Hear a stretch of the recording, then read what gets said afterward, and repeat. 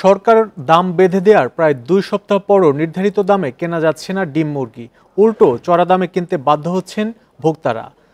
ফার্মের মুরগির ডিমের ডজন ১৪২ টাকা ঠিক হলেও বিক্রি হচ্ছে ১৬০ টাকায়। ১০ টাকা বেশিতে ব্রয়লার মুরগি কেজি বিক্রি হচ্ছে ১৯০ টাকায়।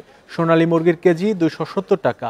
বিক্রেতাদের অজুহাত, আড়ত থেকে বেশি দামে কিনতে হচ্ছে, তাই সরকার নির্ধারিত দাম মানা সম্ভব না। এদিকে চড়া ইলিশের দামও। ১ কেজি আকারের ইলিশ কিনতে হচ্ছে ১৭০০ টাকা কেজি দরে।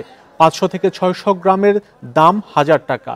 ইলিশের সরবরাহ ভালো হলেও দাম নাগালে না থাকায় অনেককে ফিরতে হচ্ছে খালি হাতে। এদিকে বৃষ্টির কারণে দাম বেড়েছে কাঁচামরিচের। কেজি বিক্রি হচ্ছে ২০০ টাকার ওপরে। করলা, শসা সহ বেশিরভাগ সবজির দামেও স্বস্তি নেই।